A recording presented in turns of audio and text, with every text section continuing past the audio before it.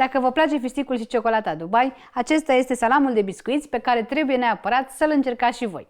Cu umplutură de catăif și cremă de fistic, ciocolată deasupra și un gust de-a dreptul minunat.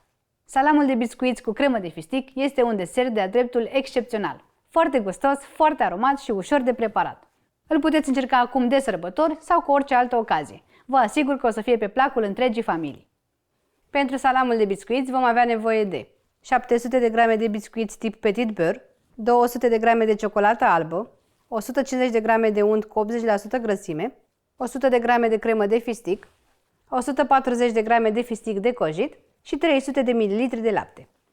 Pentru umplutură vom avea nevoie de 150 de grame de fidea pentru cataif, 50 de grame de unt și 100 de grame de cremă de fistic. Iar pentru glazură vom avea nevoie de 250 de grame de ciocolată cu lapte și 150 de ml de smântână pentru frișcă. Pentru început va trebui să tai fideaua pentru cataif în bucăți mici. Așa arată fideaua pentru cataif, este una proaspătă și nu se poate înlocui cu nimic altceva. Dacă nu o găsiți în comerț, puteți apela cu încredere la rețeta mea de fidea pentru cataif pe care o găsiți pe canalul meu de YouTube Jamila Cuisine sau pe site-ul meu jamilacuisine.ro. Voi tăia fideaua cât mai mărunt posibil.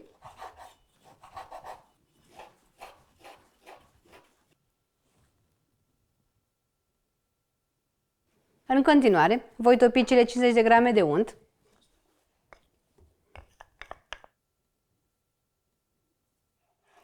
Iar peste el voi adăuga fideaua pe care o voi rumeni foarte bine. Trebuie neapărat să aibă o culoare arămie.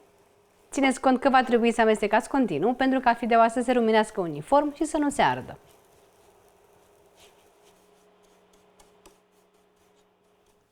După ce am rumenit bine fideaua pentru cataif, am oprit focul, iar peste ea voi pune crema de fistic, pe care la fel, dacă nu o găsiți în magazine, aveți rețeta mea pe canalul meu de YouTube. Amestecăm bine și crema de fistic. Nu uitați că focul este oprit, iar înainte de a folosi această umplutură, va trebui să o las să se răcească la temperatura camerei. Nu am pus prea multă cremă de fistic, asta pentru că în primul rând nu vreau să fie prea dulce, apoi, atunci când o voi pune în salamul de biscuiți, nu vreau să fie o umplutură curgătoare și vreau să-și păstreze foarte bine consistența. În continuare, voi pregăti amestecul lichid de care avem nevoie la salamul de biscuiți. Voi începe cu laptele pe care îl pun într-o cratiță. Voi adăuga apoi untul, ciocolata albă și crema de fistic. Voi amesteca încet și voi fierbe totul la foc mic până când toate ingredientele se vor topi și va rezulta un amestec omogen.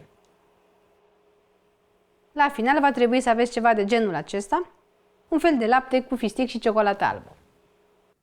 Voi rupe acum biscuiții în bucăți mai mici sau mai mari.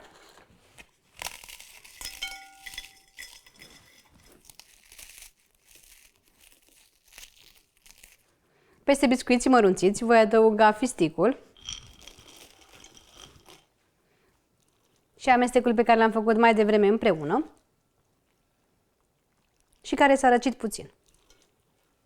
Voi amesteca foarte bine. Înainte de a forma salamul de biscuiți, voi lăsa această compoziție să stea pentru 10 minute, cât să absorbă foarte bine lichidul. Pentru a modela salamul de biscuiți, mi-am pregătit aici folie de plastic, peste care voi pune compoziția și pe care o voi aplatiza cât se poate de bine cu mâinile. După ce am aplatizat foarte bine compoziția de salam de biscuiți, voi pune umplutura de cataif cu cremă de fistic și încerc să o păstrez în mijlocul compoziției. Voi aduce acum marginile spre centru, astfel încât să obțin un salam sau un rulou. Pentru a-l compacta foarte bine, va trebui să strângem foarte bine capetele, astfel încât ruloul să fie foarte strâns. Voi lega capetele și îl voi rula de câteva ori pe blatul de lucru pentru a fi cât mai cilindric. Când sunteți mulțumiți de formă, vă opriți. Deși pare destul de moale în acest moment, țineți cont că în compoziție acest salam de biscuiți are unt și ciocolată albă, Asta înseamnă că acestea se vor întări foarte bine în frigider, iar salamul va fi destul de compact. Îl voi pune acum în frigider pentru cel puțin 6 ore, însă este cel mai bine să-l lăsați peste noapte. Pentru glazură, voi pune ciocolata într-o cratiță,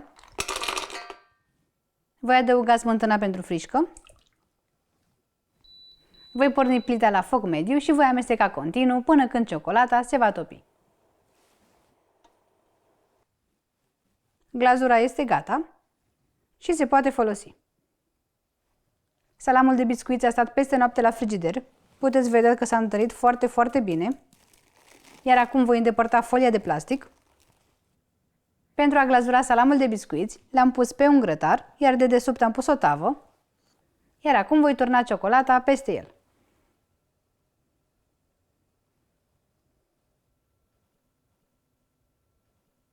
Scutur puțin tava pentru a se uniformiza ciocolata.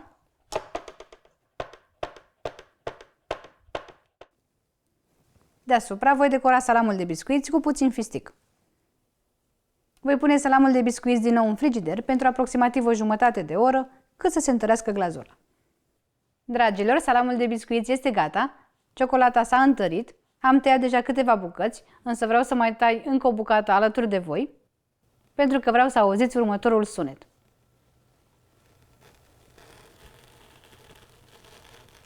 Ce ați auzit voi este fideaua pentru catăi foarte, foarte crocantă, care se află aici în mijloc și care completează perfect desertul. Pe cuvânt că acesta este cel mai bun salam de biscuiți pe care l-am făcut până acum. O combinație minunată între cataif, cremă de fistic, biscuiți și ciocolată. Absolut delicios, un desert simplu, de efect și foarte potrivit pentru sărbători sau pentru orice altă ocazie specială. Bineînțeles că îl puteți personaliza după cum doriți, însă vă invit să-l încercați în această formulă pentru că este absolut perfect. Sper din tot sufletul să-l încercați și voi, să vă placă și aștept să-mi spuneți cum a fost. La revedere și poftă bună!